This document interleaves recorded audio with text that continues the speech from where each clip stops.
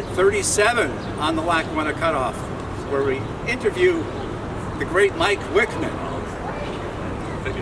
Hi, I'm Chuck Walsh, and this is Mike Wikman, and you're going to get an unedited interview with Mike, which we did here in San Antonio, Texas, and I'm not here at the Riverwalk, but this, if you were ever in San Antonio, come to the Riverwalk. So let's go to the interview. We're going to talk to Mike not only about Amtrak, but basically his whole life. So, who are you? Who and how? We're going to talk about November 13th, 1979, the Amtrak run, which you play an integral part of. You're on the locomotive of that train. But before we actually get to that, let's talk a little bit about Mike Wikman. Before that, you have a long and storied career, and we'll talk a little bit about that as well. But where do you grow up, and how do you develop an interest in trains and certainly the Cut-Off? Because you, as you've told me off camera, that you've ridden the Cut-Off a number of times.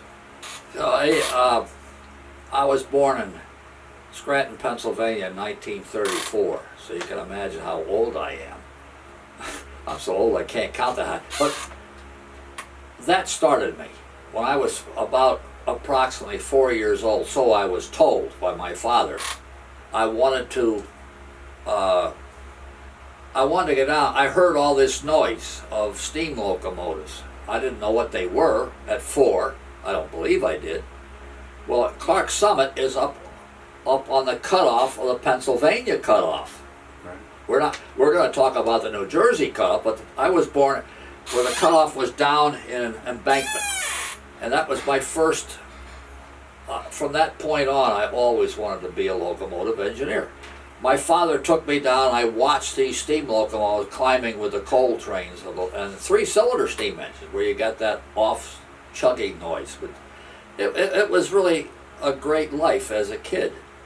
And so I got chances to go down there quite often. And my father used to work on a Saturday, and he would give me 8 cents to buy a half-fare ticket, and I'd ride number 2, which is the old Pocono Express, to Scranton.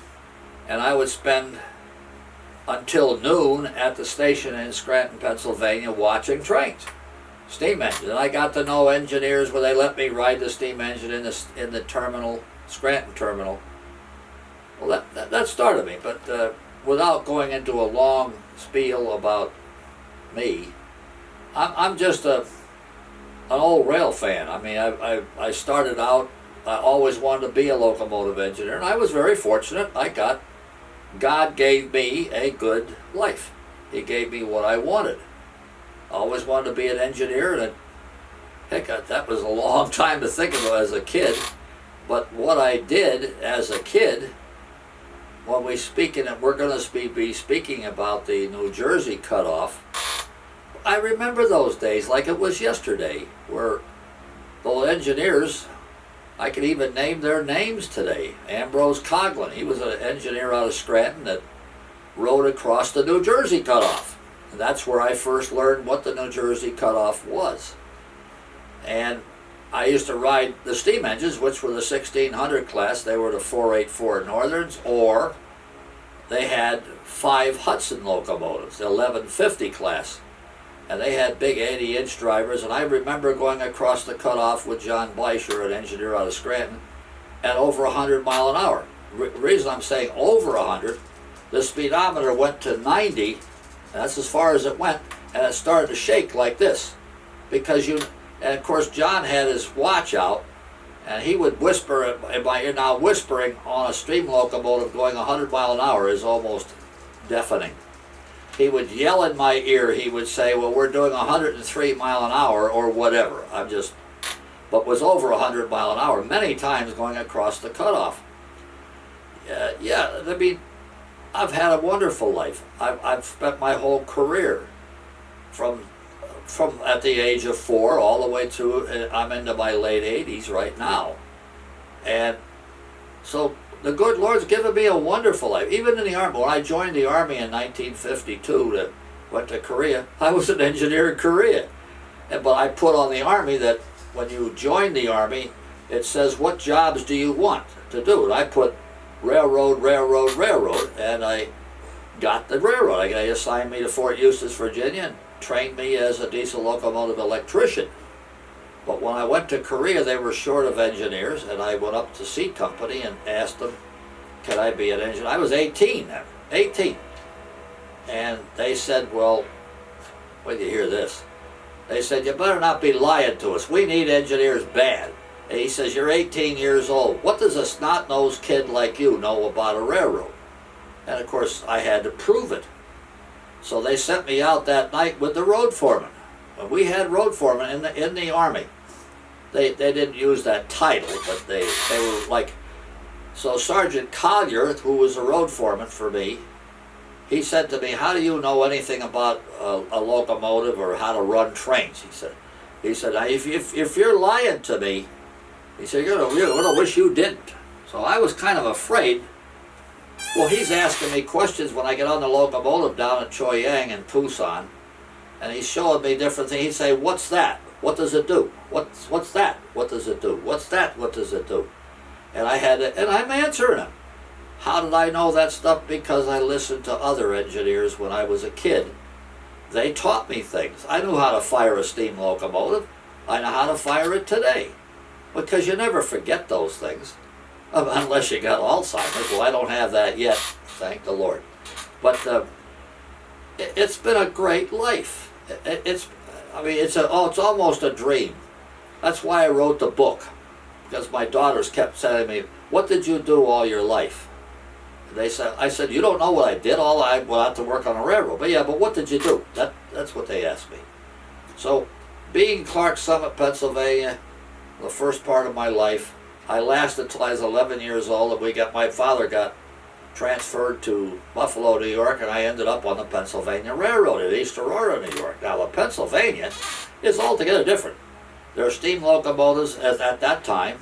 The main steam locomotives for the freight trains were the I-1s, the 210-Os. Everybody knows about them. And I have so much memories. I was only up there until 46. And my father got transferred to go to New York. And we ended up in a town in New Jersey called Maplewood. And at Maplewood was the electrified line of the DL&W, which I started when I was a kid. I was really in love with the Delaware, Lackawanna, and Western. And I always wanted to work for them. And I was a kid, I used to hang around the station at Maplewood. And I would do all kinds of chores like clean up the room and empty the waste baskets. The agents would let me do that. And I would go in there and listen to the telephone and the dispatchers talking on it. But these guys were like fathers to me. I mean, engineers, conductors, brakemen, I knew everybody. I used to ride the MU trains and for nothing. They never charged me a ticket because they put me to work. They figured they got me a conductor's hat. Oh yeah, I don't have it anymore, but it said collector on it, or the badge did. And they let me wear this hat while I was riding the MUs, but they put me in the combine and say, sort the mail out and throw the mail off at these different stations, and that's what I did. So how old are you when you're doing that? 14. 14. Yeah, Okay. 14, and that was the greatest part when I moved back, because the war was over in 46. Was it 46 or 45? 45.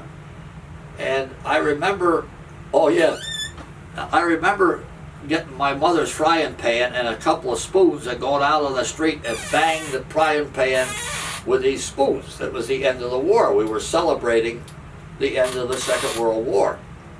Well, then we got, as I say, but the adventures I had on the Pennsylvania Railroad out of East Aurora, New York, was absolutely fabulous. I rode those I-1s, pushed the pushers out of Buffalo. I used to ride into Buffalo. They turned the pushers on the Y at Ebenezer, and then we would push another train up over to East Aurora and go all the way to Machias Junction.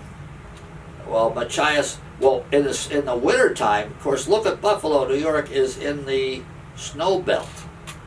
I mean, you don't get just a couple of inches, you'll get a couple of feet. And I used to ride the plow as a kid. They let me ride the steam engine, and back of those I-1s, they had a doghouse at the back of the tender. And the engineer used to say, hey, go up there and keep warm, turn the valve on, and you get the steam, and you make the steam heat, and sit up there. Well, to a kid my age, and you're looking at two I-1s bucking the snow. I mean, the snow was flying up on top. I mean, what? These are memories I'll never forget. I mean, I got to know all the engineers and crews up there, and I used to ride. I rode all the way to Renova a couple of times. I mean, I got hell for it because I wasn't home. My mother didn't know where I was half the time, but, you know, if an engineer says, do you want to ride? I would say yes. I didn't care where it went. But so I ended up in all kinds of, but that was fun. I mean, So how long are you in Maplewood? You're saying you're from what age? we to got what? there in 46. I was there until 51. And 1951, we moved to another heaven on the New York and Long Branch at Red Bank, New Jersey. My dad. Before we go there, though, so 51. Yeah. Do you go to high school? Oh yes, I went to. There's quite a story about this. I went to Rumson High School up until 1952, where I joined the Army. But I quit school. I was a dyslexic. I couldn't read. I could not read. I could read a book. I wouldn't know what I read, though. I could read the whole book but not know what it said. So, I mean, I don't want to take up the time for this about but to make a long story short, I did lick it. But the Army saved my ass. Absolutely saved me. If it wasn't for the military, I'd probably be in jail today. I was a bum. I mean, at 18 years old, I was in trouble with the police. My mother and father, I drove them nuts with my actions. But I paid them back. I got to be, as I say, I went in the Army, went to Korea, came back from Korea, and I had 9 months to go. And of all things, you won't believe this, I was a teacher. I taught military justice in the Army. Me, a guy who can't read. Well, this first sergeant trained me. He was like a father to me. Instead of, oh, by the way, I got one warning. When I first went in the Army, I thought I was going to tell the Army what to do. Well, it doesn't work that way. But when I went, this first sergeant, Bryant, who I was friends with all the way through my career, of course, he died, but I can tell you about that too. But when I went to Korea and came back from Korea, who's my first sergeant? But Bryant. I'm in another outfit, though, in Fort Meade, Maryland.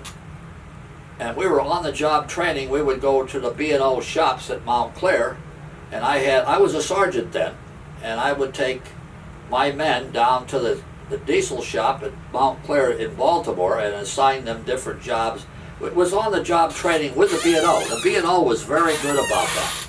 So I worked there until we got transferred back to Fort Eustis, Virginia. That's where the training is for the Transportation Corps. And I went back to Fort Eustis, Virginia, and that's when I left. I left the Army in 3 years, but I got my GED. And this first sergeant, he said to me, "You'll never get a job on any job unless you have a education." And how right he was, because he got me my GED. He did. He told me, "You're going to do it." And so I did. And I got to learn to read better. He taught me all this. He sent me to a school. I used to go every Thursday to a school down in Odenton, Maryland, where this woman showed me how they didn't know what dyslexia was. I wonder how many people are listening to this right now know what dyslexia is. Who had it? Anybody ever hear of Rockefeller? He was the governor of New York. He was a dyslexic. Einstein was a dyslexic. So, I mean, these are things I didn't know, but my mother tried. I couldn't pass any test at all. Well, to make a long story short, I was asked to leave Rumson by the principal, but I paid him back. I paid him back. What do I mean by that? When I got to be a sergeant and came back from Korea, I went to him to apologize to him for all the trouble I made. He told me to leave, but he said to me, "Will you ever forgive me?" And I said, "Forgive you for what?" He said, "I told you to leave." I said, "I was a bum. You did what you had to do." And he looked at me and he said, "You're a sergeant?" And he couldn't believe it. But I did. I changed a lot of ways. I changed my whole attitude. The Army did it. The Army did it. So I get out of the Army and I get a job. I always wanted to work on the Lackawanna, even though I lived on the New York and Long Branch. The Pensy guys that I knew on the New York and Long Branch, Pensy and CNJ people, they thought I was going to come on their railroad. I didn't. I went up because Jack Craddock, who was when I was a kid, he was the superintendent in Hoboken. The superintendent is God. He's God in that division. Well, I got to know Mr. Craddock as a kid. I used to sweep the floors up there at Hoboken on Saturday when I go down there and empty waste baskets and do anything he asked me to do. Well, when I was 18, I went and asked him for a job on the Lackawanna, and he said, "Well, I'm sorry, I can't hire you at 18. You have to be at least 21. So I said, "Oh, shit." So I joined the Army. Now, can you imagine a dyslexic troublemaker like I was going in the Army? Well, I went in the Army and I didn't do what I was told to do. Well, I was this far from getting thrown out of the Army and get a dishonorable discharge. That's how bad I was. But I listened to that sergeant who made my life miserable. I mean, I peeled more potatoes than you'd ever believe there is in there. And I did all kinds of work in the mess hall because I wasn't fit. I should have been thrown out. But he had some faith in me. This is what I mean. If it wasn't for him and the Army, I'd never be sitting here talking to you right now. But, okay, but I got out of that. And I went to work. My first job when I got back from the Army, my 3 years was up. And I went to work on the, oh, by the way, I met a girl I never knew. When I came home from Korea, I had 30-day leave and I had my uniform on. And I'm going up to school to talk to my principal who threw me out. I wanted to thank him for what he did. But he thought I was coming up there to beat him up. He really did. But he was big enough to whoop me. But what I'm getting at is when I went there, I got a hug from him. He said, "I'm sorry what I did to you." And I said, "You did? What did you do to me?" He said, "I told you to leave."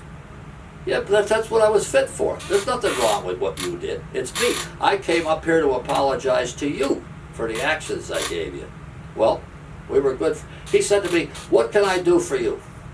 I said, "You can get me, I would love to get a Rumson, New Jersey graduation certificate." And he said, "Well, I don't think I can do it, but I'll go to the board." And he did. He did. And he called my mother, and I can't give him that, but I can get him something better. New Jersey State diploma. So I do have a New Jersey State diploma, and I got 2 college credits. So I bettered myself, but that, if it wasn't for the Army, I never would have been able to do this, because I didn't have any leadership. So, okay, So how do you end up in railroading? How does that start, and how do you end up with, let's say, like the Erie-Lackawanna? Well, I started on the DL&W. Mm-hmm. We didn't merge yet. We merged in 1960. And what was neat about this is I always wanted to work on a railroad. I always wanted to be an engineer. But when I was an engineer in Korea, I was in heaven. I mean, Korea, I loved Korea, because who could be 18 years old running freight trains and passenger trains? Because they believed me. When I told them I know how to fire a steam locomotive and I know how to run one, they said, "Oh, you're full of crap. You're just 18 years old, punk. You don't know anything." Well, I proved I did, because I learned from those engineers how the air brake works and all that. And the road foreman okayed me, and I left B Company as a diesel electric locomotive electrician. I went up to C Company, the operating company, as a locomotive engineer, because they were so short of people. And so I was working between Busan, Daegu, and Daejeon. And I worked up on the east coast at a place called Ulsan. and we were hauling POL for the Air Force. K-9 Air Force Base was one of the places we. But what I'm getting at is, that's what I wanted to be, an engineer. I always wanted to be a locomotive engineer, and of course I go on the Erie-Lackawanna, and who do you think I go to when I get out of the Army? I go up to see Mr. Craddock, because he promised me a job. Well, by the way, when I got to Hoboken, he was no longer the superintendent. He was general manager. I mean, big man. So, but I was determined because I was married. I met that little girl, that young girl, and I married her. At 16 years old, we got married. And I lasted 56 years with her. And of course, I go into Craddock's office, and the chief clerk, his name was Ray Aaron. I knew Ray Aaron because he owned a place in Rumson. He owned a little shop there, but he worked up on the Lackawanna. He commuted every day on the Pennsylvania. Well, they would honor our passes. I lived down there, and I used to ride the Pensy trains with my Lackawanna pass, and it never cost me a dime. But I go to Craddock's office, and Ray Aaron said, "I know what you want." And I said, "Well, where is he?"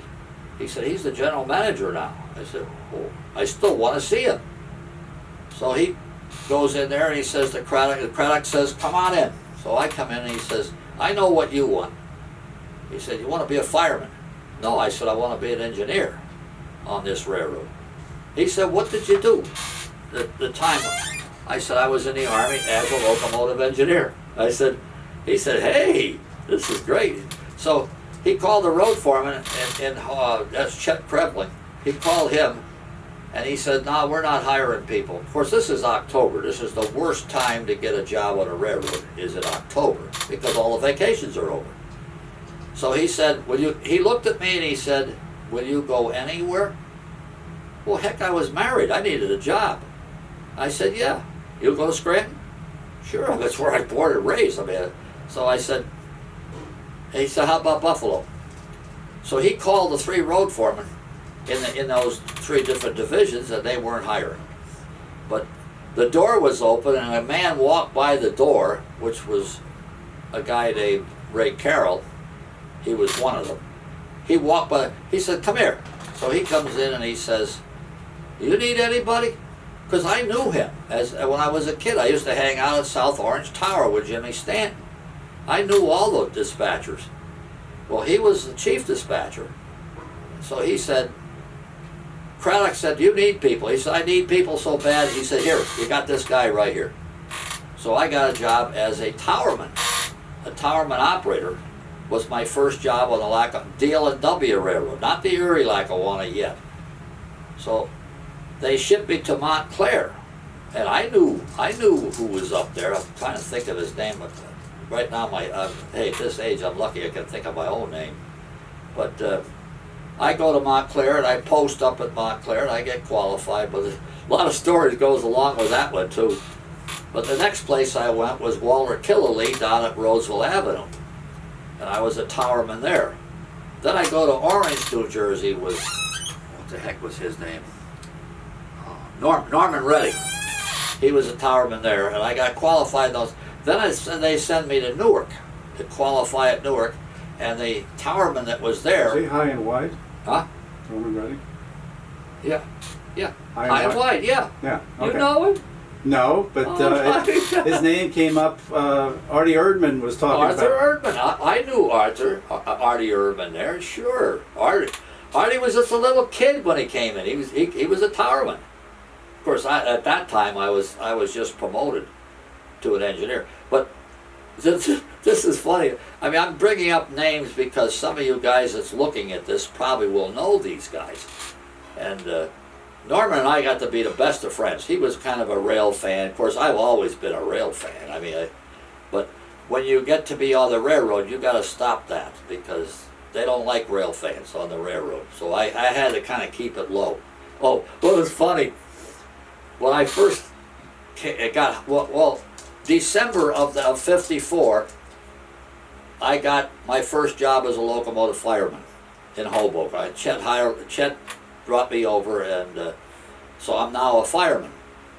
And I'm working all the different jobs around, but the stories there, I could go all day on that one, but no, I won't. I won't do that. But I just want to tell you now don't forget, I have a high school education. That's all I had. But I went into Mr. Maxwell, the president of the Erie-Lackawanna. We merged with the Erie in 1960, and we had the Erie men and the Lackawanna men now. We're squabbling with each other about, but I won't go into that. That's a long story. But I'm thinking about why I'm sitting here right this minute. We're talking about the New Jersey Cut-Off. So this whole talk, the only reason I'm bringing up anything about me is I guess I'm one of the last guys that's... I talked to Irwin Flynn, by the way, the other day. He called. And Irwin Flynn, I used to fire for him. He was an engineer. I used to work with his father. So the New Jersey Cut-Off is near and dear to me. I've been through all that cut-off, not only being a kid, but I always on the cut-off for being a locomotive fireman and a locomotive engineer. So I worked out of Port Morris, the different jobs we had out of Port Morris. We used to have a local that runs down to Blairstown and Greendale. We had cars for Greendale once in a while, Blairstown. And we would turn around, we'd go down to Boonton. You remember E.F. Drew in Boonton, the chemical company? And we would spend the rest of our hours that we could in E.F. Drew in Boonton and switch it out. So there was a great... by the way, the New York City area is a rail fan's paradise, and I've always loved the railroads, and I wanted to learn about them. So on a Saturday when I was a kid, as I say, I would go into Hoboken and I'd get the coffee for the train masters and the superintendent. That's where I met Craddock. And by the way, Craddock got to be the president of the CNJ before he retired, and he was a S&U man. We call him S&U, Syracuse and Utica Division. That's where he came from as a brakeman. So Mr. Craddock and I were, well, he was a friend. He was a real friend, and he kept his word that he would hire me when I got out of the Army, which he did. But the New Jersey Cut-Off, that was home to me. Port Morris, I tried to work in Port Morris every chance I got, and my seniority would kind of make me halfway. I could work, most of the time I had to work in Hoboken, but every time there was an opening in Port Morris, I'd always go back to it because I lived 10 minutes away at Bud Lake. But Port Morris was home, and I used to work from Port Morris down to Phillipsburg, Port Morris over the old road. Now don't forget, we're talking about the New Jersey Cut-Off, but before they built the Cut-Off in 1911, the trains used to go around what they call the old road through Washington, Oxford. A lot of people forget about that Oxford. What's at Oxford? The Oxford Tunnel. What else is there? The mines. There's a mine up there. There was a mine that we used to take iron ore and ship it to Philadelphia. But if you worked the Peaburg job, we usually had 3 or 4 units. But by the way, this time it was all diesel. There was no steam. Steam was long gone in 1954 in that area. That was it. I had steam for the last 7 months. They were Pacifics, 1100 class, but they were phased out and the diesels took over. So, of course, now we're merged with the Erie-Lackawanna. But Oxford, New Jersey was a fascinating place. Because to get to the mine was about, I don't know, I think it was 3 or 4 miles up there. And I'm trying to think of the name of the steel company in Philadelphia where we used to ship these cars. But we would take those cars, usually only 8 to 10 cars at a time. But going down, it was almost a 2% grade. 2% grade's big. And we used to have to use retainers to go down from the mine into Oxford. Oxford had, as I say, had that tunnel. And I understand it, but of course it's all abandoned today. But the old road kept on going and went into Belvedere and of course into Delaware and into Portland, Pennsylvania. That's before the Cut-Off. All the trains ran that way. But now you got the Cut-Off, so we were down to, the old road used to have 2 trains a day, HB9, second HB9 and BH12. And I used to fire them out of Scranton. let's skip forward a little bit because you're with the Erie-Lackawanna. Where do you? The Erie-Lackawanna will go out of existence in 1976 with the creation of Conrail. Yep. Do you make it to the end of Erie-Lackawanna days, or do you? No, you leave before that. I left in 1973. The reason I left, not because I really wanted to, but I got an offer from Don Nelson, D.N. Nelson. He was general superintendent of the Jersey Central, or the CNJ, and Terry Casey, who was the general road foreman for the CNJ, he quit. There's a story about that, but he quit, and he gave Don my name. He said, "I'm sure Mike Wikman would like this job," and I did. Well, Nelson called me in January of '73, and I was offered a job as the general road foreman for the CNJ, and I just ate that up. I thought it was great because I about worn my welcome on the Erie-Lackawanna. I mean, the men were the greatest, but the men were the backbone of my job. They made but there was a lot of politics involved on the Erie, so I was kind of glad to leave the Erie because I could stay at the same house I'm living in. And they gave me a Ford Fairlane with railroad wheels on it where I could go to different places. But I went to the CNJ and I had 3 road foremen working for me. They were passenger. I had both passenger and freight.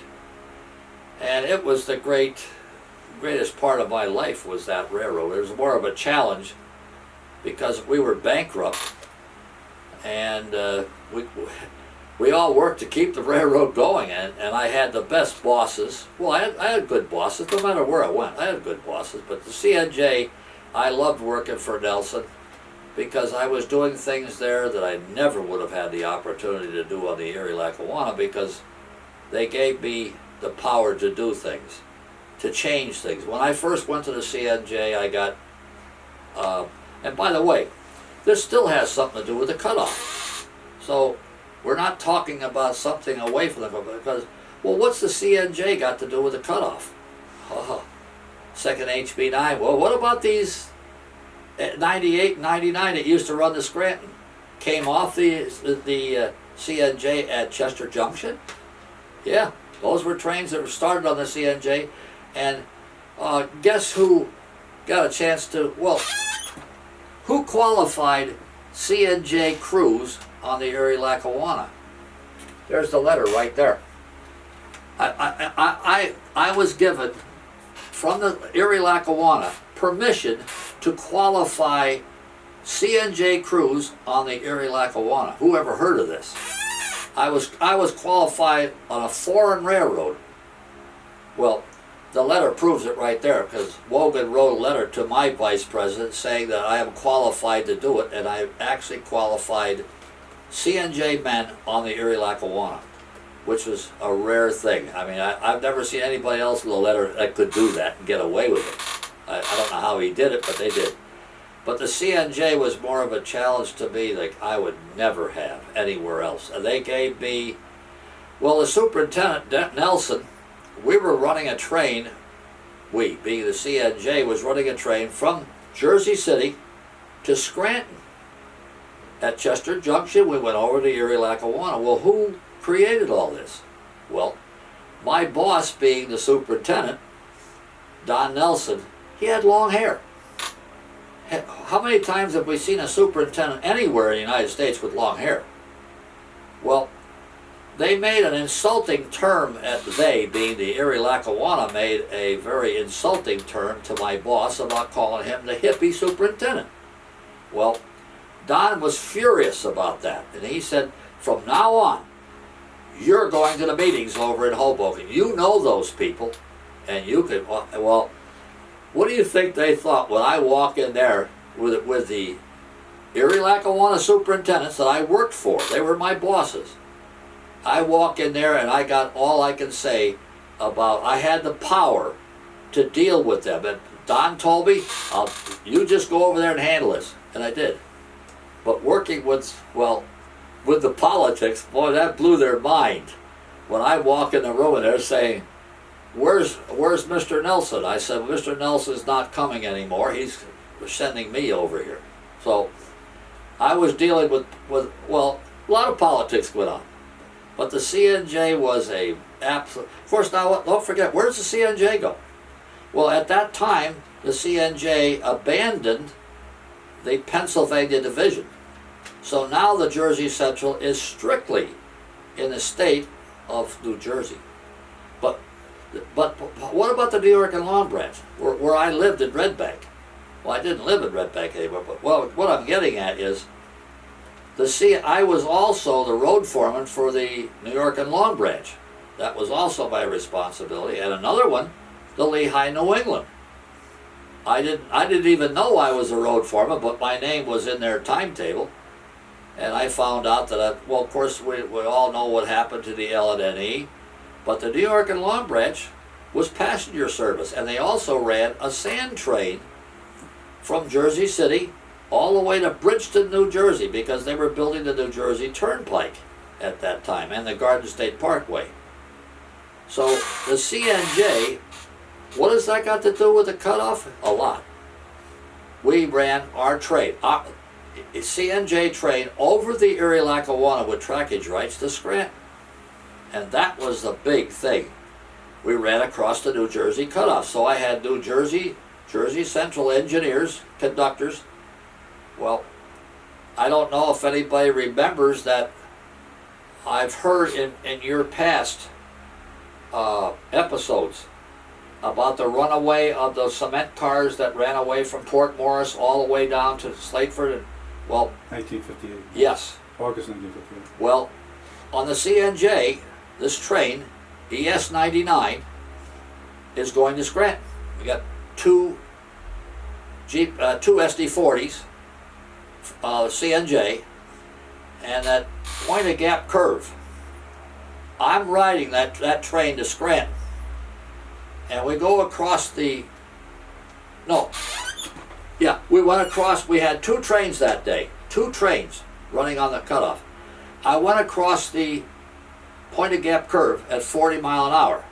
Well, halfway through the curve, I got knocked on my feet. I was standing up talking to the engineer, and I ended up on the floor. The track was out of line. So I told the engineers, slow it down as fast as you can, but don't put it in emergency. Well, so we slowed down. I go all the way to Scranton. We got a guy named Kithcart, superintendent up there. Oh, he hated my guts. He was with the union, and so was I when the merger started. So the two of us we didn't like each other. Well, I go into his office in Scranton, and I said, you better put a speed restriction on that Point Gap curve. I know sooner, well, I'm deadheaded back home. I had a van waiting for me to drive me back to Long Valley. I get to Long Valley. I told this superintendent to put the speed restriction on. You know what he told me? Get the hell out of here. You don't work for us. Or well, of course he did. He didn't like me. Okay, so I go back to Long Valley, and I get the house. The phone's ringing. Pick up the phone, and they said, John Carpita, that's your train master, is going to come up and pick you up. He said ES-99 just derailed or tipped at the Point Gap curve. And I said, well, that's on the Erie-Lackawanna. Hey, it's my crew. So John Carpita, the chief train master, picked me up and drove me out to Slateford Junction. Well, you know where the Slateford is, but the Point Gap, you know the Point Gap curve I'm talking about. It's about a mile or so. Yeah, where those, that. okay. So I'm driving out there, it's dark, and I see the whole area is lit up. I wonder, what the heck is this? Now Carpita, now we're on the Erie-Lackawanna, so Carpita said, the only reason we're going there is because our crew is involved. Well, we get there, the two SD-40s are in the river, both of them, and the fire burning from the fuel, the whole place was full of fire, and we lost one of our head man was lost. We never did, we found his body, but there's quite a story behind this. I probably shouldn't have even mentioned this, but I couldn't believe that they didn't put a speed restriction on that curve, and that train wrecked there. And of course, there was a big involvement. I mean, this went as far as the president of the Erie-Lackawanna. Well, I claimed I talked to the well, they said to me, that superintendent didn't know. Oh yes, I had a witness that heard me. He heard me, that M.S. Harvey, the chief dispatcher at Scranton, said that Mr. Wikman did tell Cathcart about that dangerous curve, that Pablo curve, but nothing ever came of it. But we lost a man over that. He died over that in the river. But I have pictures in my collection of those locomotives, and so does Irwin Flynn. Has pictures of those locomotives lying on their side of us going into the river. But that was a big deal there. But of course, what happens later on, we end up in Conrail. But I enjoyed that job on the CNJ more than any of it, because I had more to do with actual operations of trains. But I could go on all day about how bad it was. When I first went over on the CNJ, I was told, either bring this railroad back to the management or you'll be looking for a new job in a year. So they gave me a year, and I did straighten it out within that. But of course, the men on the CNJ, they weren't very happy with me because I was a little tough on them, because things had to change, and we did. But I like to talk about the cutoff. No matter what railroad I was on, I still was involved with running over the cutoff. Now, with the CNJ, this is, before we move on, because we'll be getting on to we're getting close to where we'll talk about the Amtrak run. This is just sort of like one of those things I pull out of the sky. So the answer to this question may be no, but I'm just curious. Did you ever happen to know a man by the name of Frank Riley? Oh, yes. All the Rileys. Oh, yes. Oh, yeah. Frank was the father. Well, there's... Yes. There's about 3 of them. Oh, okay. Yeah, there's about 3 Well, of them. there's a Frank Riley who Yeah.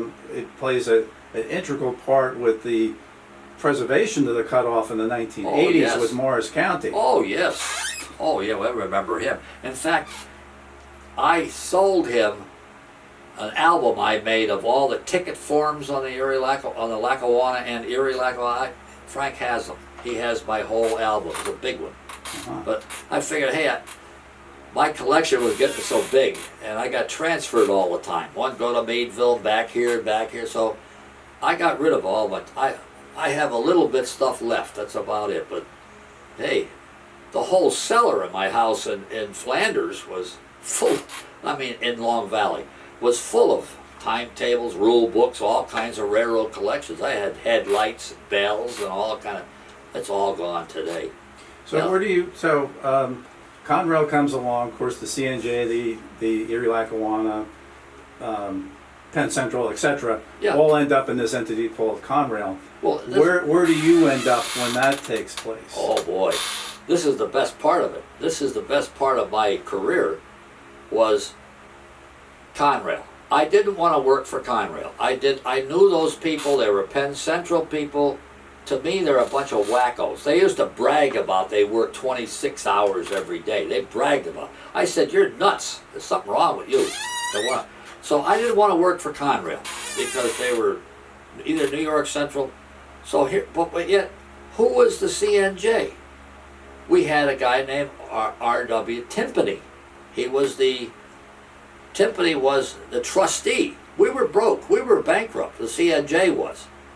But working for and who was my boss was Gordon Fuller. Gordon Fuller was vice president of operations, a former New York Central man. And Don Nelson, where'd he come from? He came from the Great Northern, out there in Seattle. But what I'm getting at is the mix of people on the CNJ gave me a really, but time was running out. Conrail came. Well, I didn't like what happened because when Conrail came, I was appointed division road foreman in Toledo, Ohio, and I refused to go there. I said, no way, I'm not going. And they said, well, they were losing a lot of supervisors because they didn't want to work for Conrail. Well, I was one of them. I had a superintendent over in Hoboken, his name was John Drake. John went with the MTA in New York. He called me up and he said, I need an assistant over here. You want to work for us? And I said, yeah. I said, the way things are, I said, I was going to quit anyway because I'm not going to Toledo, Ohio. And so I took the job with John as Assistant Director of Inspection Review for the MTA in New York. So now I got 6,000 pieces of rolling stock, the subways, the Hudson Harlem line of Conrail, the Staten Island Rapid Transit was my responsibility for the equipment. But you look at things and you say, well, oh, I really like to have that job. Well, sometimes you make mistakes. Well, that's the worst job I ever had, was the MTA. I had nothing to do. Every time I wanted to improve something, I was told, oh, go ride a subway, or go ride the Long Island Railroad. I rode every mile of the Long Island Railroad. And by the way, I got to tell you a story about that. This is the neat one. I'm an MTA employee, and I go out to Jamaica, and I meet Joe Valder, who was the superintendent out there. And they did not like MTA people because we were spies, they said. You go run to your boss and tell him. Well, I don't do that. And I told Joe Valder, I said, I'm not that kind of person. I said, I will let you know if there's anything wrong that I'm going to tell my boss. I'll let you, he said, wonderful, hey, I'm glad of that. So we got to be good friends. Well, one day I'm sitting in Joe Valder's office in Jamaica, and this older man comes in, and he's yelling at Joe, hey, I want you to do this. And he's really raised the hell. And he looked at me and he says, who the hell are you? And I said, Mike Wikman, I'm with the MTA. He sits and looks at me and he said, Wikman? Is your mother named Betty? I said, yes. He said, she taught me in Ogons in Philadelphia. And his name was Walter Slager. You ever heard of him? Walter Slager was the president of the Long Island Railroad. Well, he knows my mother. So he says, come on down to my office. So I went down to his office and took me out to eat lunch. Joe Valder's looking at Dixon and all those guys out there. Look at this guy, he's hanging around with the president. I mean, I never met him, but he knew my mother. So we go to lunch. Hey, anytime I came over there, he would say, anytime you come over, we'll go ahead and take. He took me out to lunch there. But Valder, now he's afraid of me. So I said, hey, Joe, I'm not telling him anything. As I said, I'm with you. You're. So I would tell him, and he got to know me, and he trusted me. But that knowing the president of the law, I never knew him. But Slager used to be the president of the New York TA, the Transit Authority. He was and boy, you talk about it. But I had a ball. Doing that kind of stuff. I used to ride trains up Poughkeepsie. I rode trains Harmon, anywhere. Harmon Shop was another place. And I know if there's anybody that knows Joe Swanberg, Joe Swanberg wrote a few books about the New Haven Railroad. He was at New Haven. You ever heard of him? Joe Swanberg? Well, I got to know him. He was a train master up at Harmon. But all these places I've been before as a kid, but now I'm in a different position. So I worked with the MTA a very short time, 7 months. I couldn't put up with it. There's nothing to do. I mean, I had responsibility, but yet nobody seemed to care. So I go to my boss, Gordon Fuller, who was my boss, and he said, what took you so long? He knew I would. So he got me a job. Don Tutko was the chief mechanical officer for the Missouri Pacific. And I went to St. Louis for the interview, and I ended up as a road foreman of engines down here at Mineola, Texas. My territory was Alexandria all the way into Fort Worth, and so I worked there until, I was there about a year and a half, that's all. And Amtrak offered me a job. Of course, I knew a lot of people on Amtrak because they ran their train down my railroad, but Dick Fahey and I used to be his fireman when he was an Erie man. and he got me a job with Amtrak in Washington, and I ended up as what they call SLOP. Supervisor of Locomotive Operating Procedures was my title. And I had, I'll tell you, the greatest people. But for a person like me that enjoys his job and enjoys traveling on the train, man, I had 7 months of heaven. I traveled on every mile of Amtrak with engineer on the locomotives. My job was on-the-job training. As we would see, most of the people running Amtrak trains at that time were freight men. They knew nothing about a passenger train. And it was my job was to teach them how to use the F40 locomotive. And of course the Northeast Corridor, I was involved in the building and proving of the AM7 electric. Because I came from the Northeast Corridor, I was qualified down as far as Union Avenue Rawway, or Union Junction Rawway, from New York to, and if anybody is listening to this, anybody ever know Francis Meany?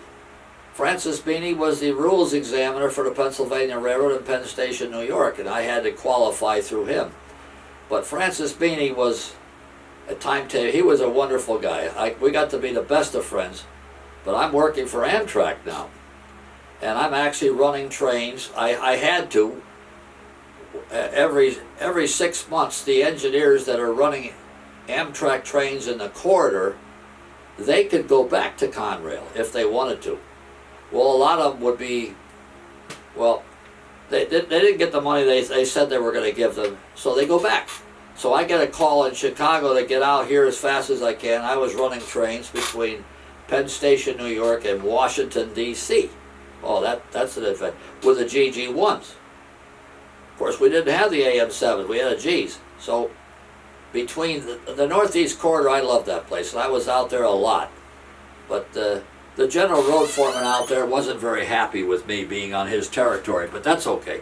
But it was a lot of fun for me and my career at what I was doing.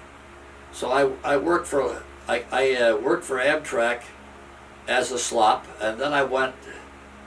I always wanted to go into trading, and I got to be, what the heck do they call me, an engineer instructor 2.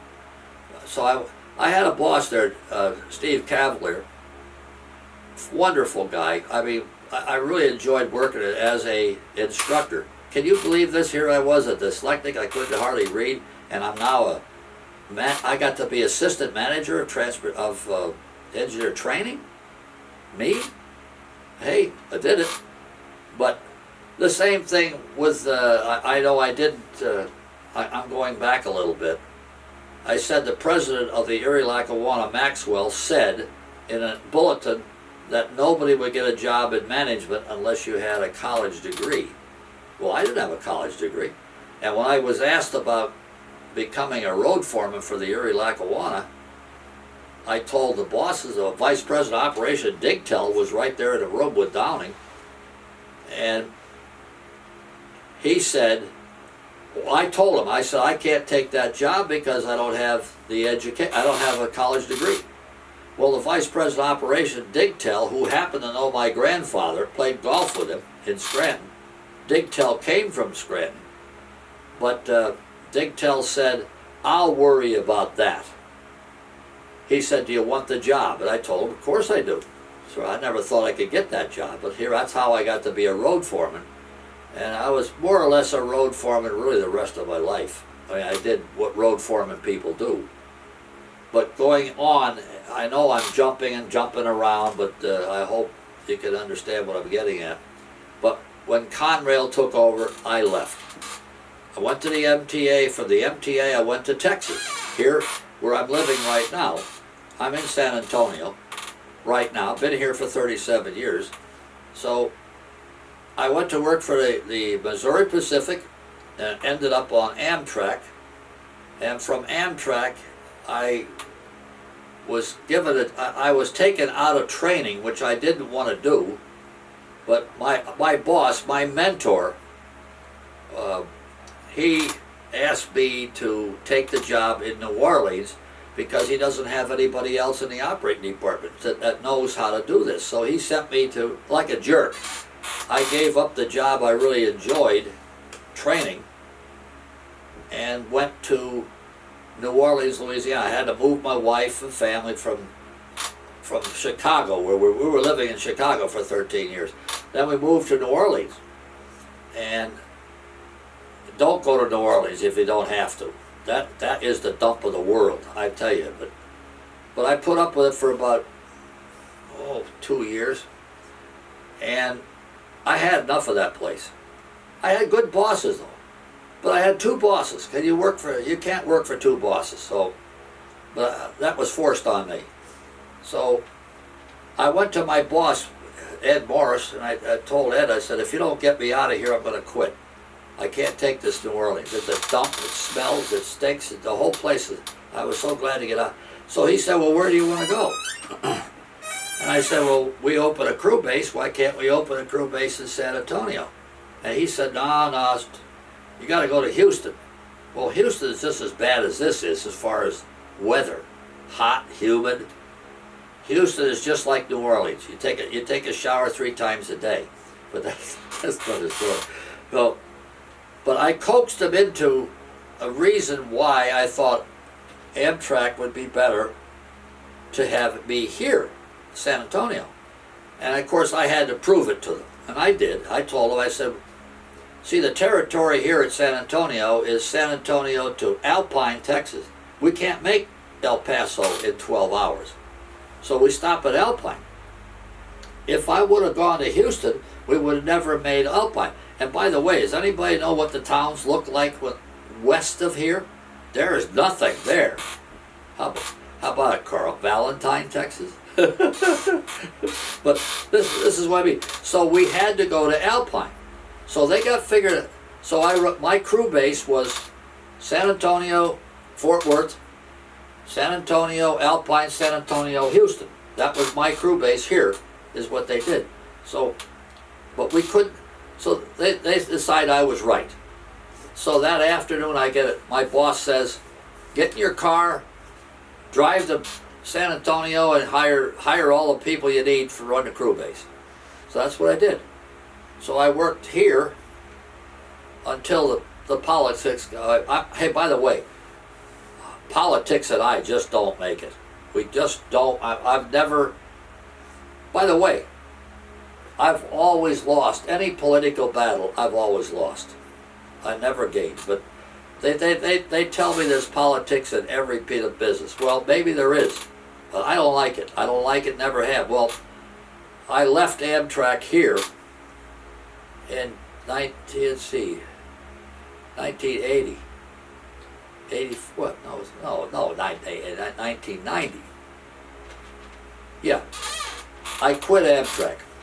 Well, before you quit Amtrak, why don't we go into 1979 and the running of the trip? And okay, I want to talk about November of 1979. You're with Amtrak at that point. Yeah. And at some point, you are notified that you're going to be on a train that's going to go to Scranton, but it doesn't happen exactly that way. No. Tell the story Okay. of how do you end up on the locomotive of the November 13th, 1979 special from Hoboken to Scranton. Okay. It's I was in Seattle, and I got a call from my boss who said, get to Philadelphia as quick as you can because there's a special going out and the vice president wants you on that train. And what train? I said, what? Well, when you get there, you'll find out. So I'm in Seattle, so I got to go back to get the hotel, get my stuff, go to SeaTac Airport, and get a plane. So I have no idea where I'm going. I have no idea. Because he wouldn't tell me. Because I don't think he knew. So I go to Philadelphia, And I get there about, oh God, I think about 2 or 3 in the morning, and I was told to be there by 7:15. 7:15. They told me to be there. So I didn't get much sleep. I got maybe a couple of hours sleep, and of course on the airplane, I can't sleep on an airplane. I'm a white knuckle flyer, but I went from there down to the station, and I can't think of the name of the road foreman's name anymore. But he told me downtown. He said downstairs there's a F40, and you're going to go into Hoboken. And he says from Hoboken, I think it's what he said. I think you're going to Scranton. And I said, no, there's no way I could go to Scranton. The track is taken out at Port Morris. So okay. So I go downstairs, and there's I see my vice president, who I wish I could think of his last name. He used to be a CNW superintendent, but that vice president, for some reason he liked me, and anytime there was a special, he would want me to be on it, with him especially. Well, Alden, his assistant, was on that train. So I go downstairs, and I said, where are we going? And he said, well, you're going to go to Kearney Junction. We're going to back over at Kearney Junction. You're going to go down to, you're going to go into Hoboken. Oh. Well, when I get down and talk to the people at Hoboken, they said, no, you're going to Scranton. I said, we can't go to Scranton. The rail's taken out at Port Morris. Well, we're gonna do it. Well, I go down, I meet everybody. The engineer was a corridor man I knew, and we went to Hoboken. We went to Kearney Junction, back down from Hudson Tower into Kearney Junction, and go in on the Lackawanna. I mean, I hadn't been there in years. Well, my ex-partner, Jimmy Lyons, Jimmy was a road foreman for the Erie-Lackawanna. Of course, when I left, he stayed there till he retired. And Jimmy was my engineer. I said, this is like old times. Here I am working for Amtrak. Of course, Jimmy knew where I was. Jimmy and I would talk, doing our careers. We would talk maybe once every 2 or 3 or 4 months. I don't know. I would call him sometimes, and he would call me. But he always thought, when I gave up my seniority on the CNJ to go, well, that's another story right there. But how I kept my seniority, well, I finally had to give up my seniority. He thought I was stupid, but he said, you're having more fun traveling around the United States than I ever did. I said, well, but Jimmy was the engineer on that train, and we were going to Scranton. Mr. Downing, who was my general superintendent, was on the train. Bill Shepard was on the train. I've known Bill for years. He was a towerman at one time himself, so he was on the train.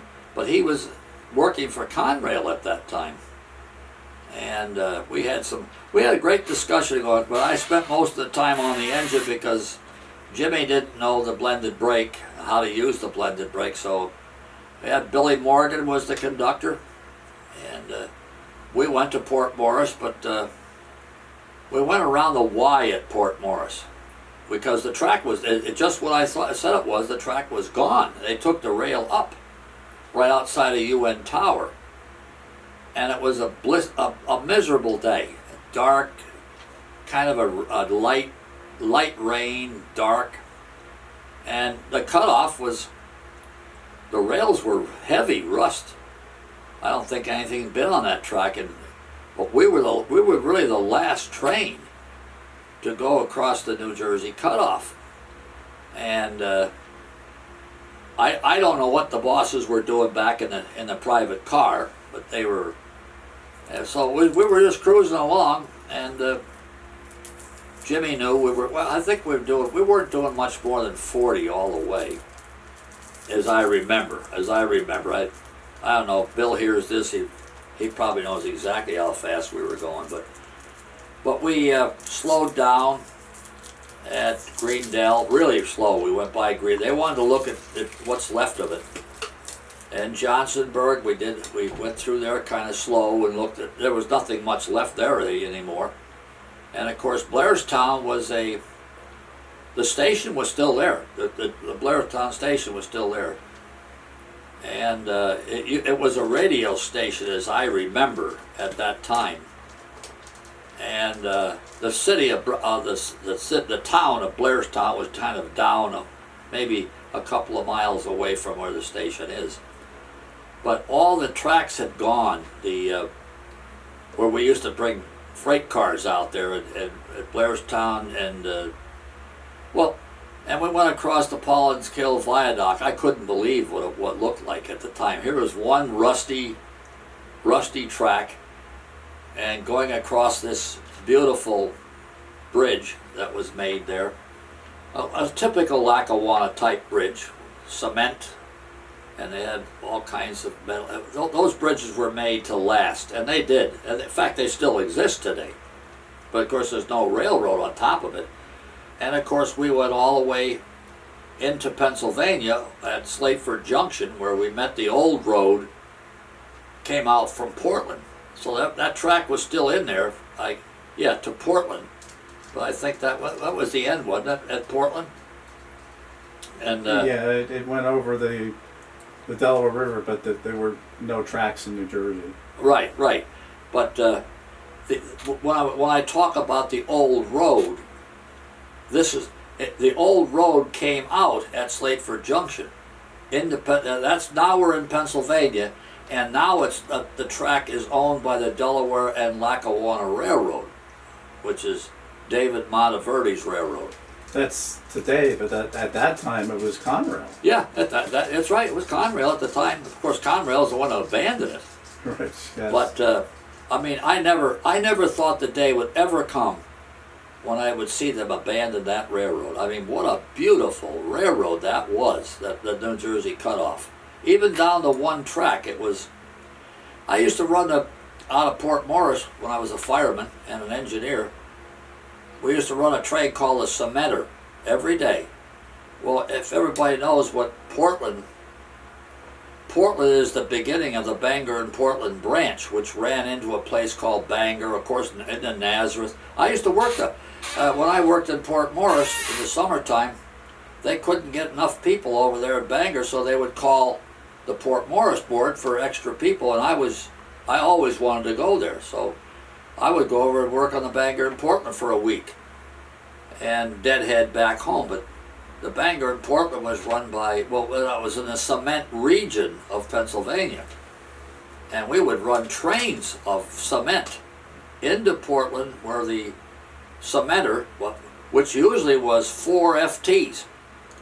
FTs, if anybody knows what I'm talking about, they're kind of a rare locomotive.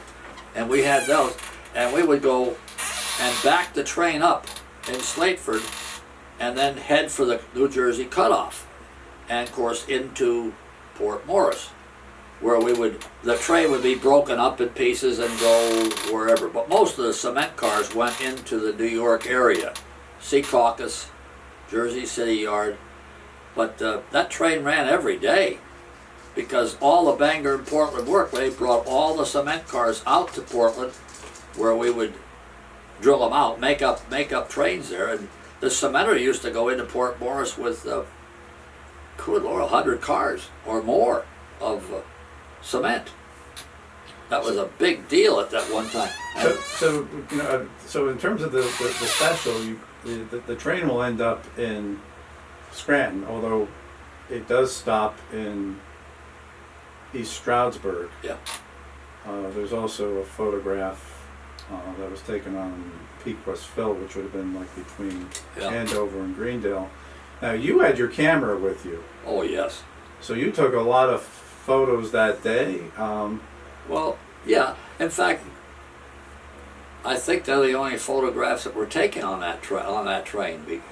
Certainly on the train. The funny thing is that there's a shot which we can show to the audience of the train we were talking about slowing down at Greendale.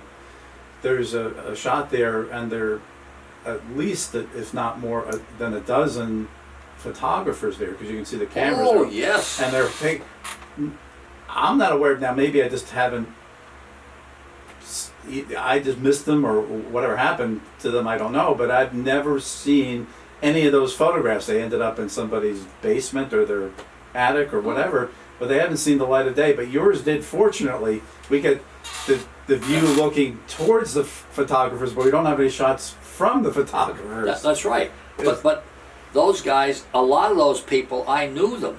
You see, and well, this trip, the way I understand it, and it was in the previous interview that I did with Bill Shepard and Dominic Keating, they talk about the fact that they were told, they were given basically more or less an ultimatum that they were not to spread the word. In other words, they wanted this to be hush hush.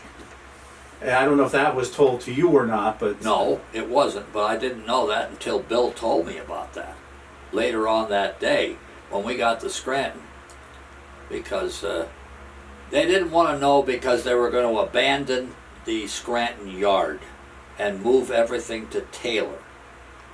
So he asked me if you meet up any Lackawanna, don't say anything. Don't say anything about it. I said, I don't care. What do I care? You know, I worked for the Amtrak at that time, and I knew what they were up to. I knew what Bill did. I know what he does. Well, you're on the engine. Now, what is exactly your function on the engine? They didn't put you on there just to ride along. Were you there in case there was a problem with the engine? Absolutely. Okay. I was a high-priced babysitter. Okay, so in case something went wrong, you would be there to fix it so they didn't get stuck in Nobody the middle of knew nowhere. the F-40 on the crew. The whole crew knew nothing about an F-40. And the F-40s, they were kind of, they weren't troublesome, but they did have their problems. And this vice president, he wanted me on those specials. Well, I mean, we could talk a quick one. I think everybody knows when Graham Claytor was the president of Amtrak. Well, Graham Claytor was a rail fan.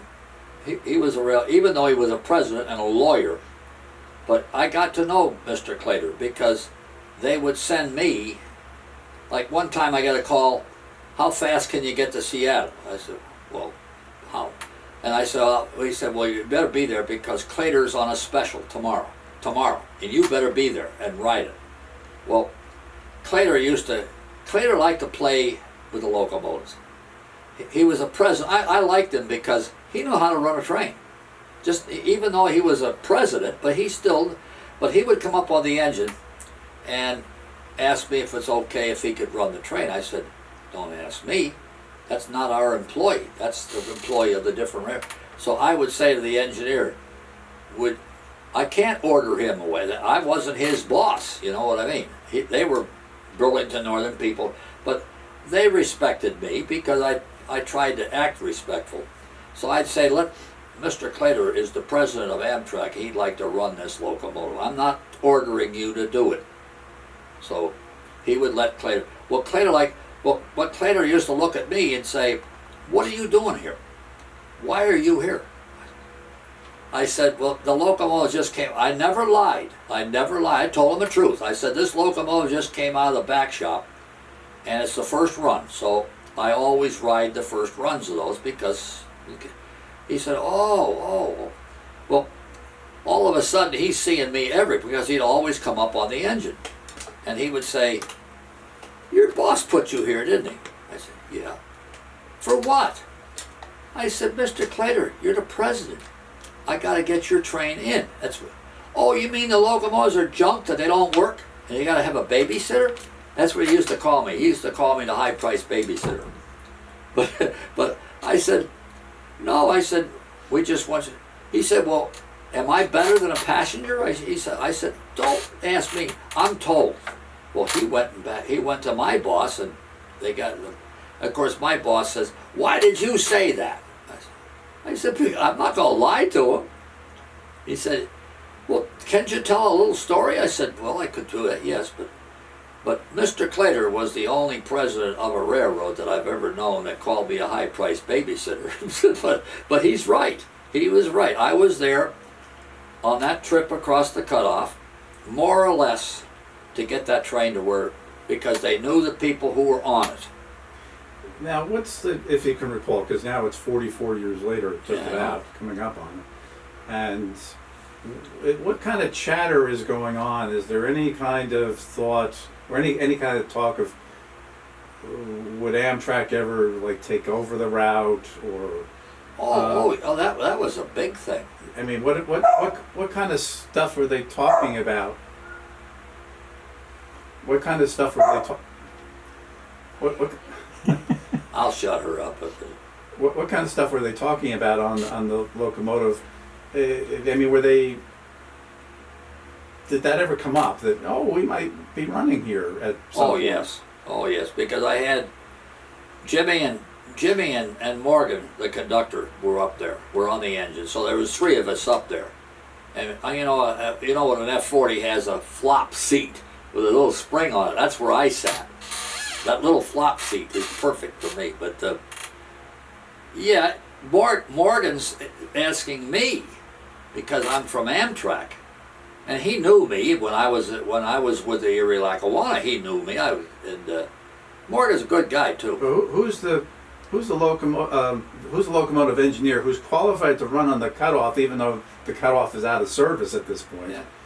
Who was actually qualified to run the engine? Jimmy Lyons. He was. Oh, Yeah. okay. Jimmy was the road foreman, and I understand that to come that day that was done so fast that he had to run, and he wanted to do it anyway. He wanted to do it. Jimmy was a closet rail fan. Jimmy, if you hear that, I don't know where he is, but I used to call him the closet rail fan. He said, "I'm not a rail fan. I don't like no." But yeah, that Jimmy asked me. He said, "Are we going to be going to Scranton?" And I said, "I don't know, Jimmy. I know they want to. They want to? Yes, they want to. That's Amtrak. The vice You say president. want to, you're not just talking about that one particular trip. Yeah. You're talking about actually running a service Yes. of some sort. Oh yes. And Morgan said something that he heard from the union. That I'm trying to think of. It's so hard to remember anymore. But he said something about the union. He knew the tracks were going to come back. And yet they tear the track up. I mean, this doesn't make any sense. I mean, if the union knew about it, that they were planning on Which going, union are we talking about now? the Brotherhood of Railroad Trainmen and Conductors and Trainmen. He was, as I remember, So that union isn't specific to one railroad. No, it's national. And they bring up something, but the only thing I heard from Bill told me that he was just to see what they could do away with.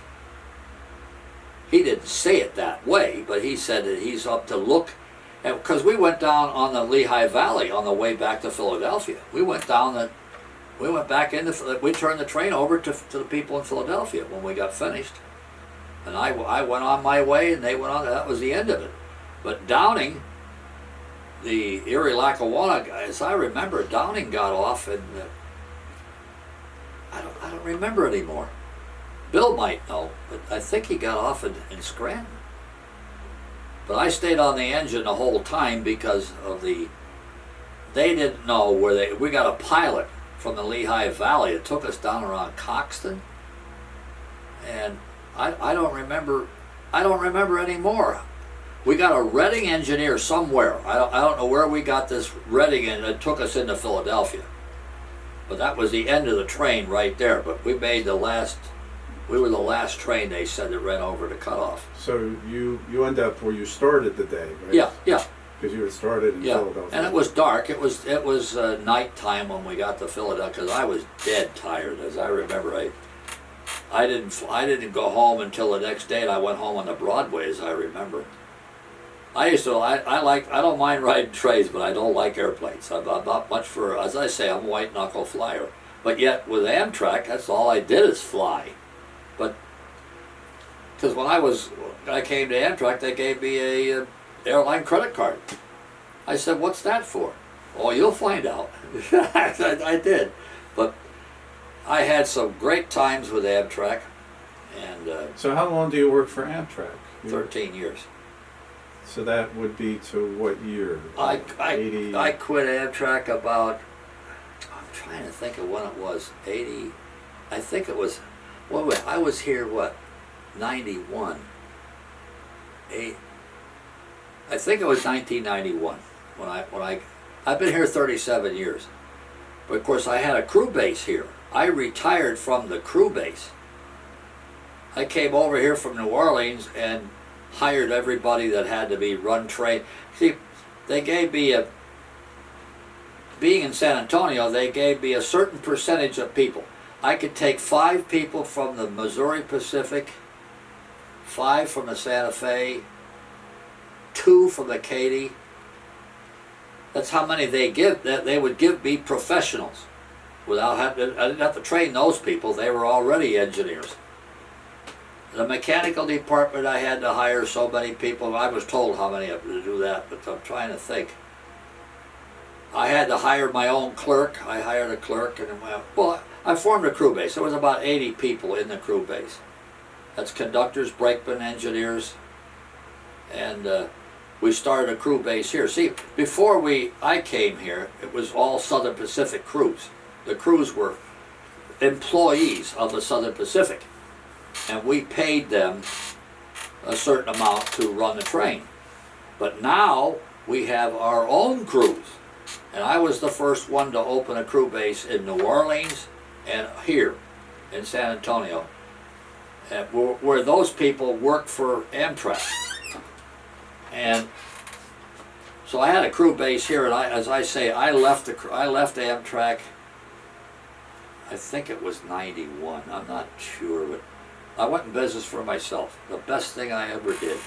I should have done it 20 years ago. I formed a Wikman Railroad Consulting Service.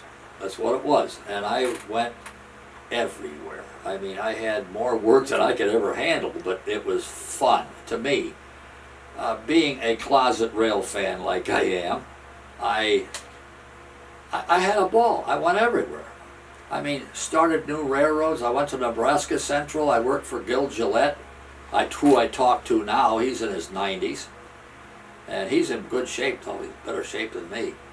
But I met a wonderful man. Gil Gillette was, well, he owned 3 railroads. He owned the Nebraska Central, the Idaho Northern Pacific, and the Wichita, Tillman, and Jackson up here in Wichita Falls. And I worked on all of his rail. I was his compliance officer. He gave me the title of that, and I would go up there and make tests on their crews to see that they're running trains fine.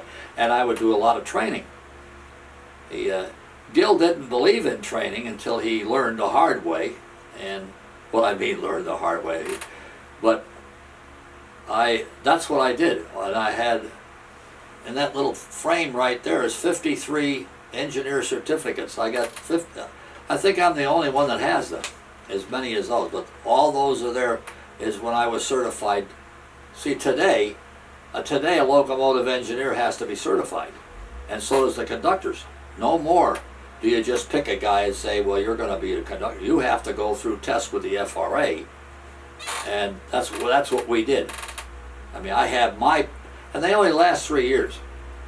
After 3 years, they're just a piece of paper. But it's been a great for me, being a closet rail fan, where I went out and worked. I started the California Northern Railroad, and who's now my adopted son is now he was my engineer that I trained to work trains on the California, which was the old Northwestern Pacific. Went up all the way to Willits, California. I had a ball out there. But I was out there almost 6 months. Before we opened, we had to train people to get to run trains, because the Southern Pacific gave that up. Then I went to the Idaho Northern Pacific, where that was one of Gil Gillette's roads. And it was absolutely fascinating. I ended up on the Camas Prairie.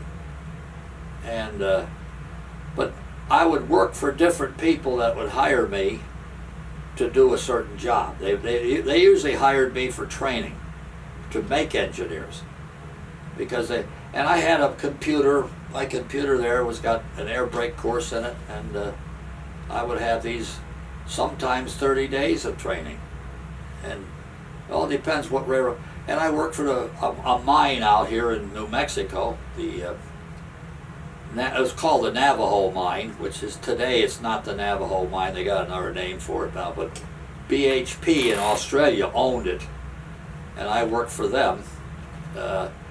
We didn't. They had what they did was everything with diesels, but they decided to electrify it, and they bought 2 Amtrak E60s. And my job was to accompany those locomotives to Bernalillo, New Mexico, where we would take them off and put them on truck bed, because there was no railroad up at the mine. There was no connecting railroad. So we had to drive this locomotive with a 2-bed truck 170 miles. Now, why are they using? Why did they electrify their railroad? Yeah, well, Why? It's a lot cheaper to run than diesels.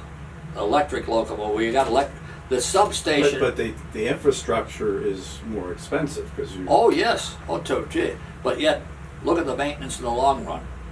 But today they took that electric down. It's no longer. They're back to diesels. I mean, I raised heck about that. You see, they were all mining people. They weren't railroaders. I worked for MSHA, which was the mining regulation. MSHA, it's like the FRA, but the FRA doesn't have anything to do with that railroad, even though it's a railroad, but it's run by MSHA. Well, MSHA is the government. It's like the FRA of the mining. But they don't know anything about a railroad, a train.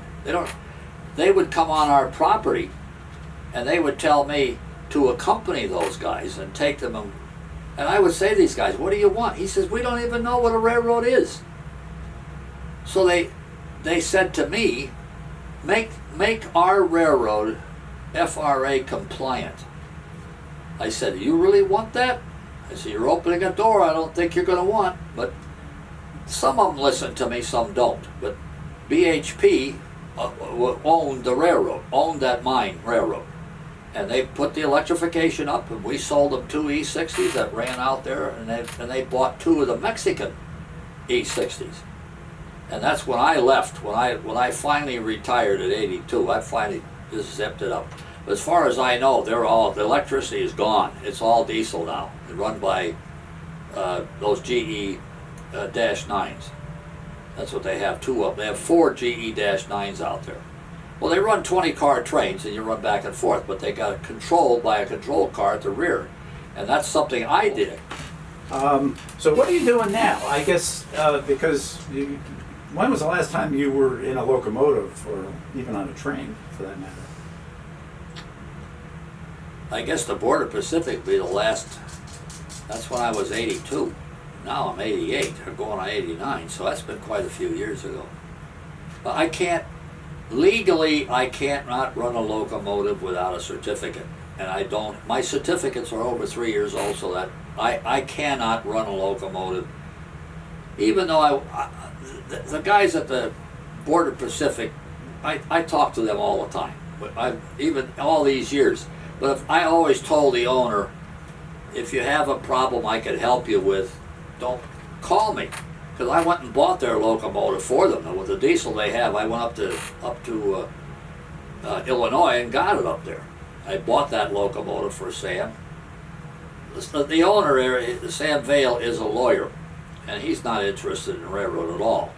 In fact, I never remember him riding a train on his own railroad. I never remember him. Of course, maybe he was, but I would run the railroad from here, and I would line up everything, usually for the week, and I would go down there twice a month.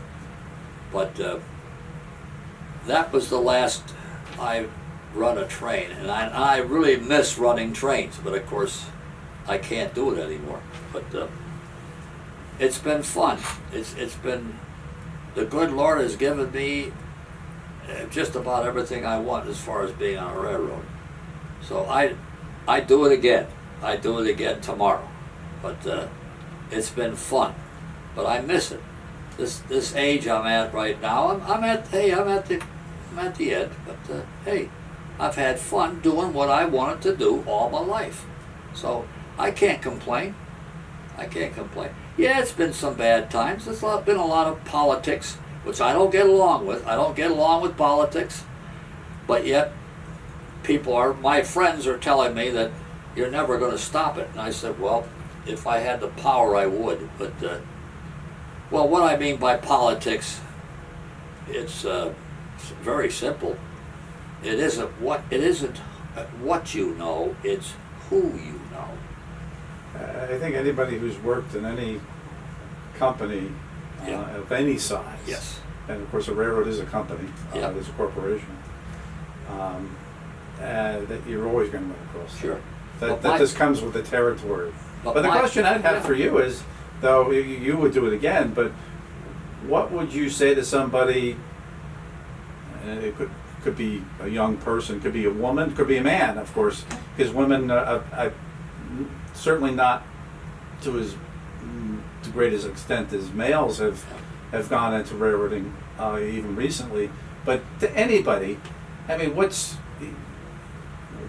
any advice on it? If it was sort of like, I've heard some railroaders say it was the best job they ever had that they hated.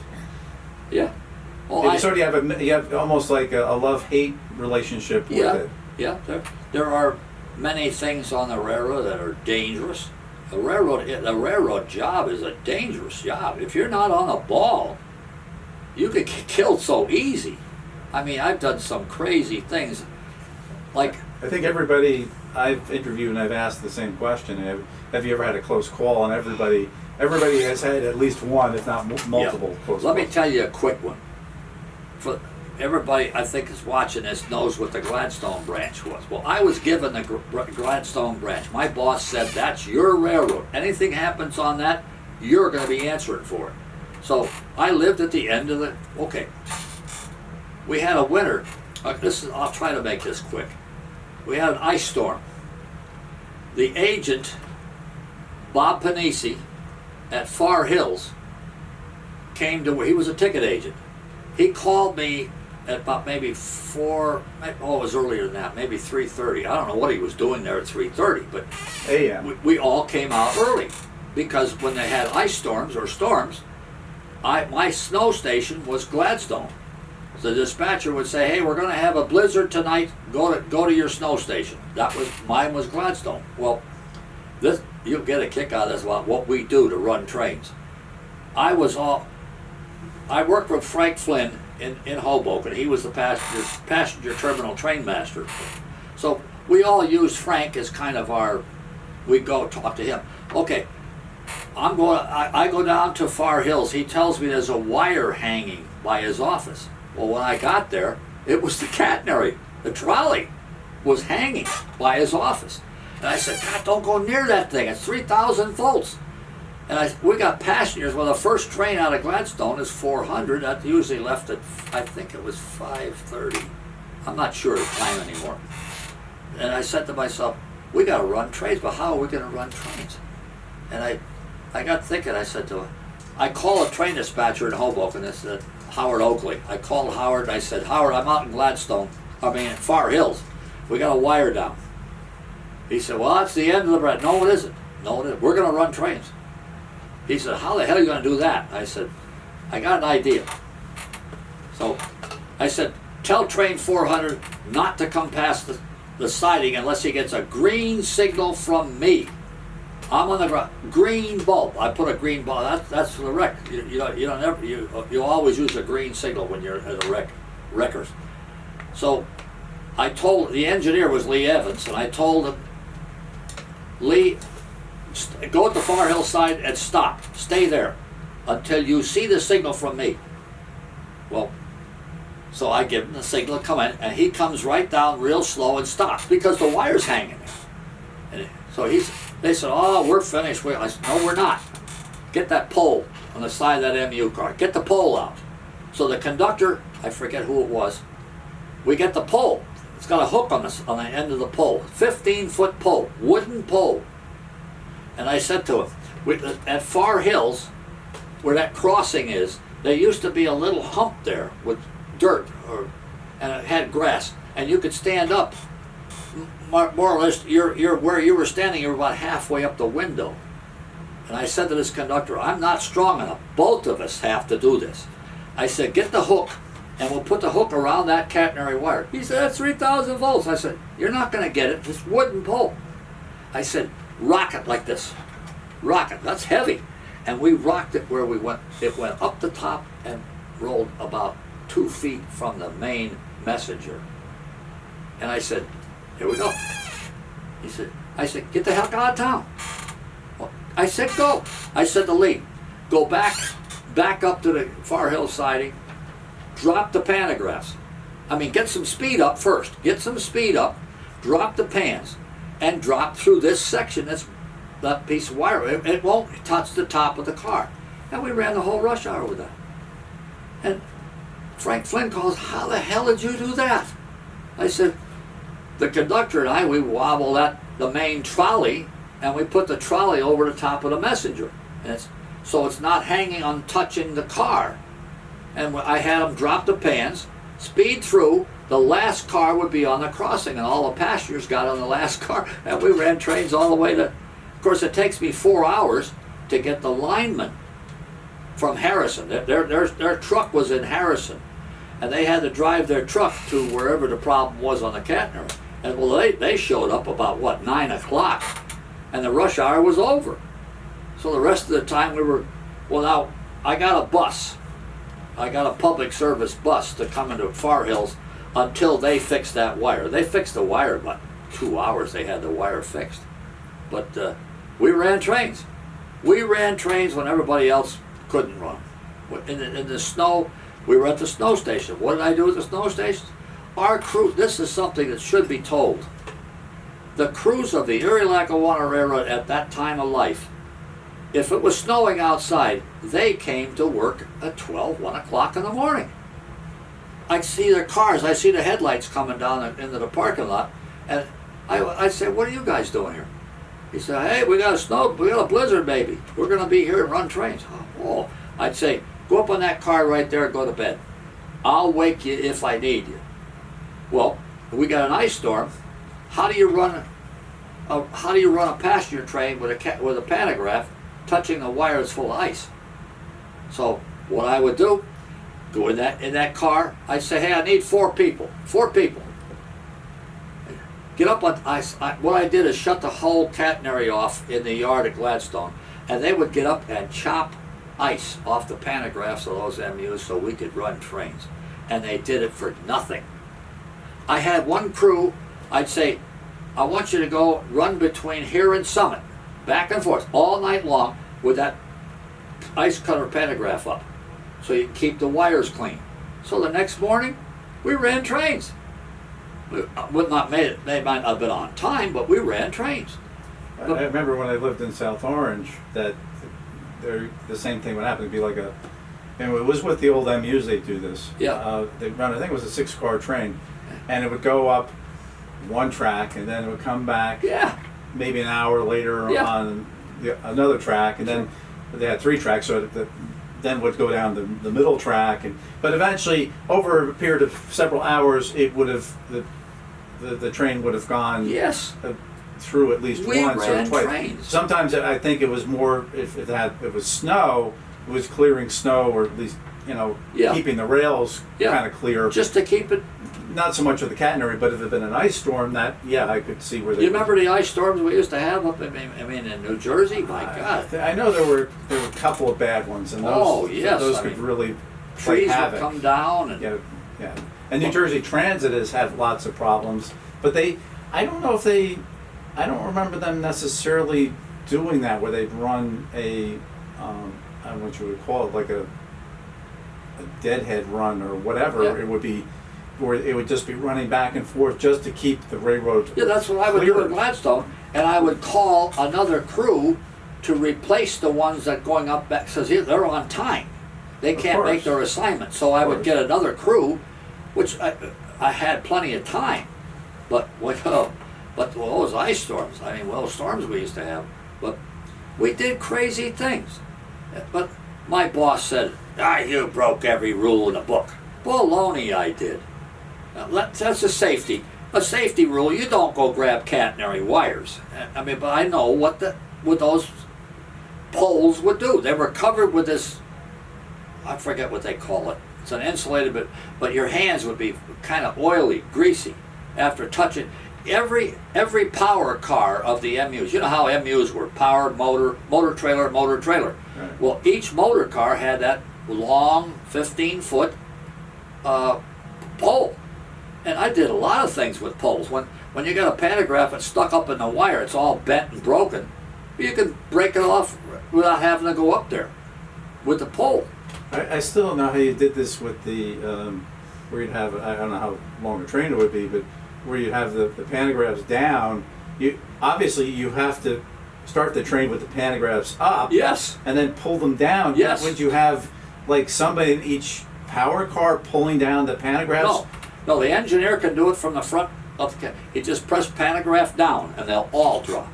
Oh, you do it. Oh, I didn't realize that that had that capability. Yeah, everyone would drop. So they'd all, and then he would reverse that when he. Yeah, and when he gets through the hole, I would stop him. His conductor would be in the rear car, and I would stop him when he hits that crossing so the passengers could get on. And then he would raise the pans, put them back up again.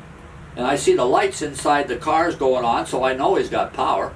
And I would give the conductor, highball, get out of town. So I'm just curious, this is just a real, sort of almost like a trivia question. I mean, I can understand that the train has power, the pantographs are up and are touching the catenary. Yeah.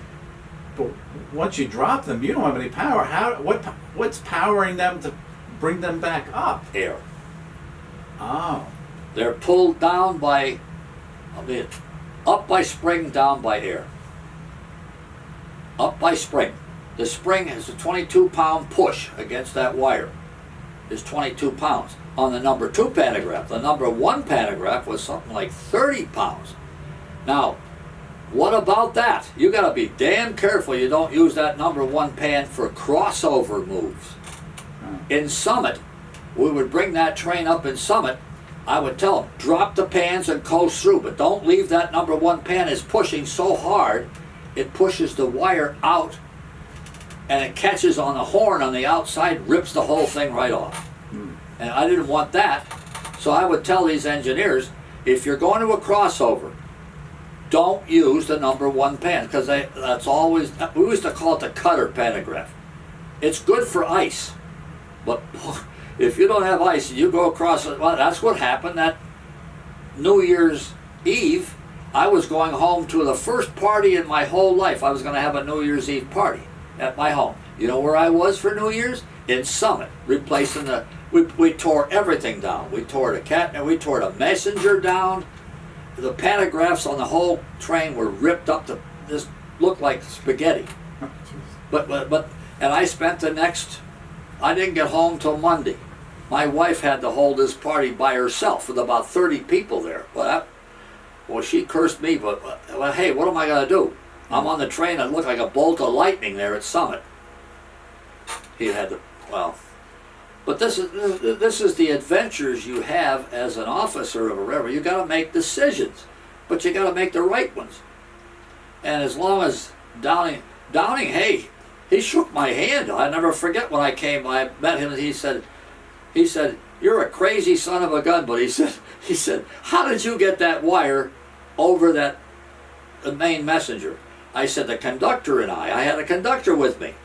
The both of us were swinging this. I mean, these wires are heavy, but with that hook and wobble, get it so fast, and it went right over. I didn't expect it to go to the messenger, but it went over the messenger. I thought it was going to go over another trolley. You know, these were dual. They had dual wires on there, on trolley wire. The trolley wire. There were 2 of them on some places on the Gladstone branch, but I mean, things like that is what you're all about. You're there to make decisions. I would always start my classes and say to an engineer, you get paid to do 1 word. That's all you get paid to do. One word. Decisions. I said, how do you know what decision to make unless you're trained in it? To learn what a decision is. You can make some bad decisions. Oh man, look at the wrecks from engineers putting the train in emergency in a freight train, and the middle cars, they go up in the air. I said, that's why I told my engineers, don't use the emergency brake. And they look, a lawyer gets that. Oh, I used to be an expert witness in courts. And my lawyer heard me say that. Oh, he goes, I should have fired your ass. I said, for what? Why did you tell your engineers not to use the emergency brake? I said, because if you know of an impending accident, like you're going to hit a truck or a car at a crossing, you don't put the train in emergency, because you're not going to stop. You're going to hit you're going to hit the guy. Why should you endanger your passengers? And you do endanger without to have emergency brake. Well, lawyers, they thought they were going to eat me alive, but the judges would say, hey, that was pretty sharp what you did.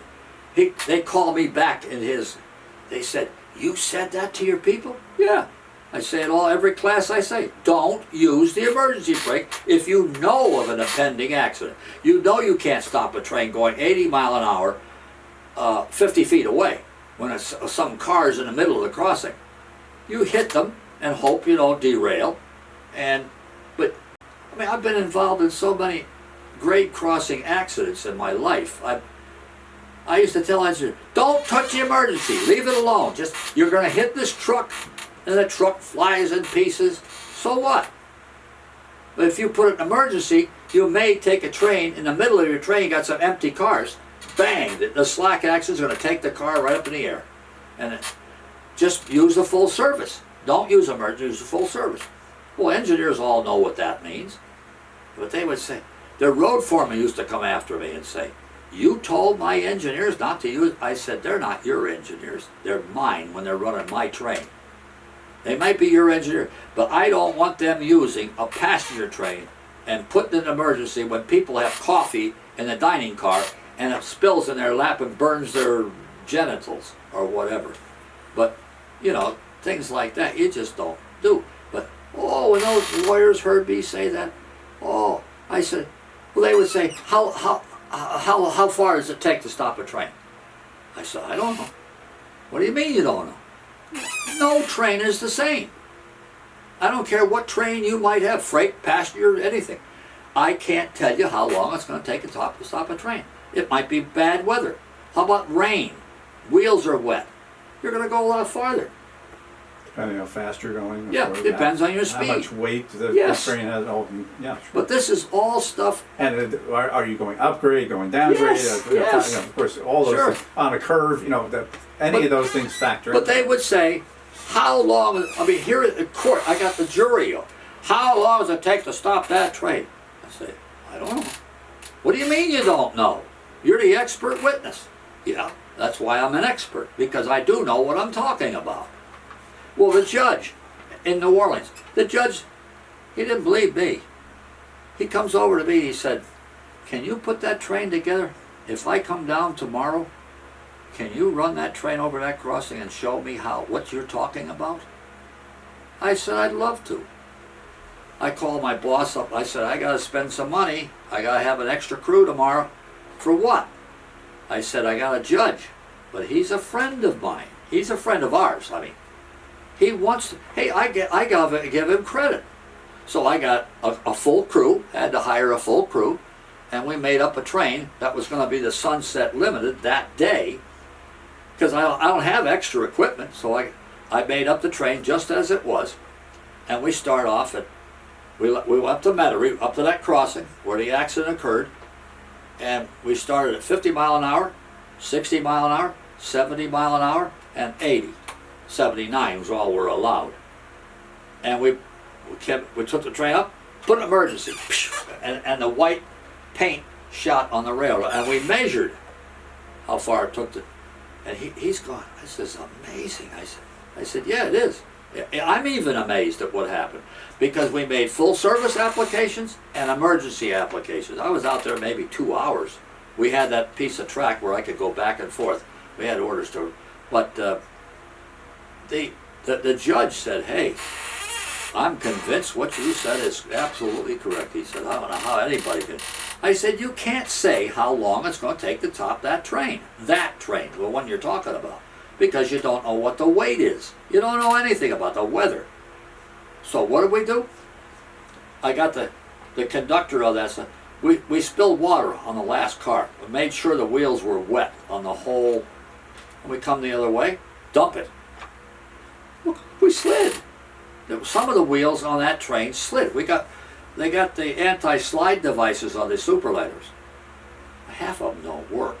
That's why you got flat wheels. Carl, don't we hear trains going by, flat wheels everywhere? I've dedicated myself. I'm going to do one thing for my industry, is I'm going to invent something that's going to stop that. But the only thing I can figure is we must have electricity in these freight cars. We must have.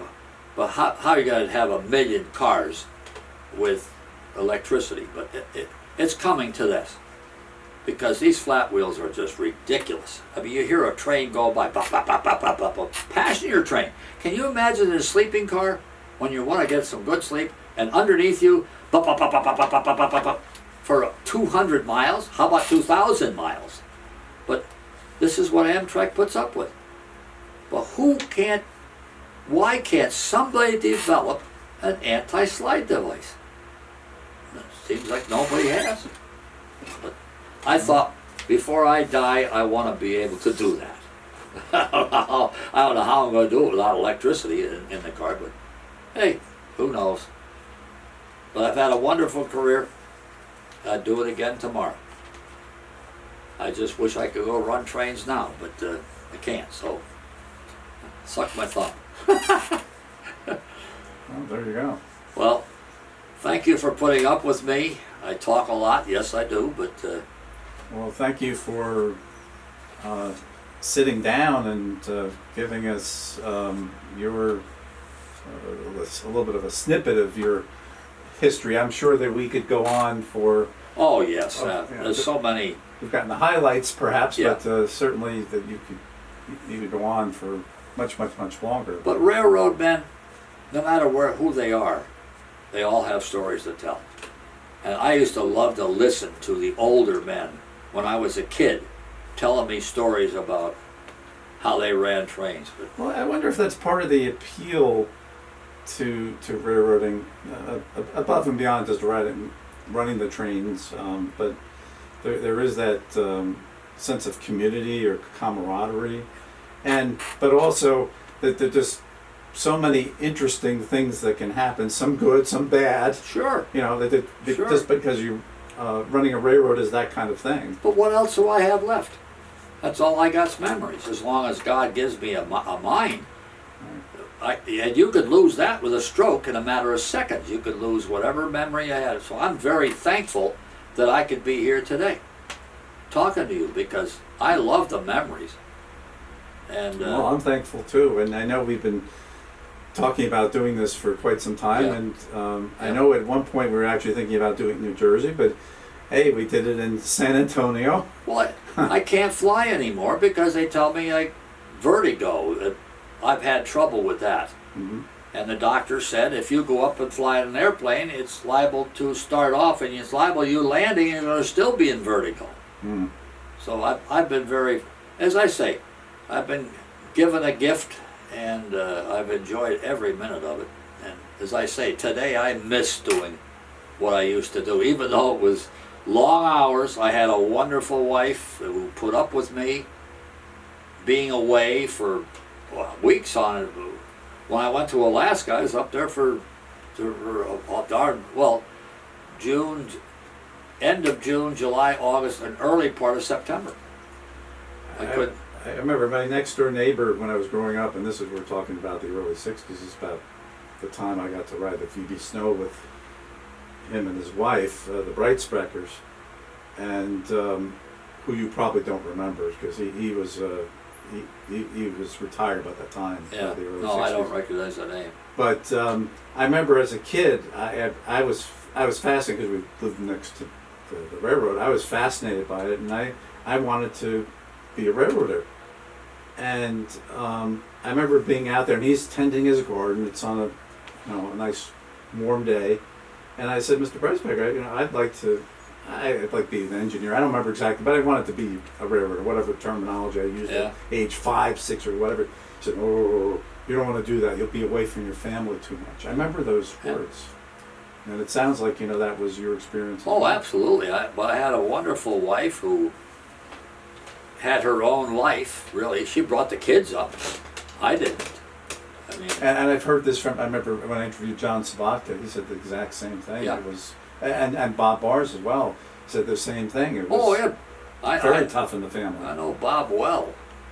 Of course, he's not very happy with me. Well, it's the old word politics. Well, you and I even have had a few, but that I don't think about that. I think we've overlooked that. I mean, yes, thank God, because you're a very talented guy, and what you've done. I mean, I want to say this. I hope to everybody, what you've done is nobody done what you've done. To save a piece of railroad that's near and dear to my heart is that New Jersey Cut-Off. And I maybe I live here, but my mind is up there. I would love to live in New Jersey, but I can't afford it. Well, I'll just say this, that there are dozens and dozens and dozens of people, and that's not an exaggeration, who have contributed. I contributed, yes, I won't minimize my own contribution, but Chuck Walsh didn't save the Cut-Off. It's a long list of people who contribute over a long period of time to do it, and it's not over yet.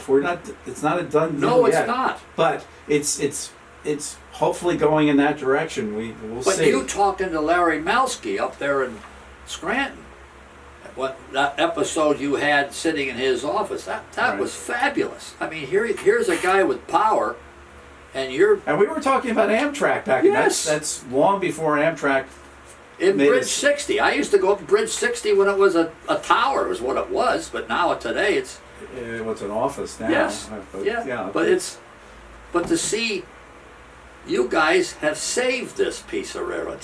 When I think about what you talked about, that guy who owned the Cut-Off wanted to take the Pequest Fill and Turkino, yeah. Oh, I think about that. I mean, there's quite a story associated with it, but what I'm getting at is that there's so many people over a period of time, and sometimes the contributions were, limited in that period of time. Yeah. But it all collectively has gotten us to where we are now, where Amtrak may return. This time, not for just one trip, but actually run service, which was the whole idea behind 3 1979. trains a day up there. I saw the schedule. We'll see. We'll see. Who put them out? Do you have any idea about that? Amtrak. Yeah, it must have been. It was Amtrak. I guess I need a closing for that, and that's it. Okay. And then we're done. Go ahead. Space Neil. You guys can go this way if you want. That's really going. Yeah, it's gonna be hard with all these people because we have a conference. It's fine. My umbrella. It's only a 2-minute wait for the next food. Where are you guys from? Charlotte. North Carolina? Yep. Good. No, I live here, so if you need something, I can tell you where to go. something? That's okay. I'm actually from here.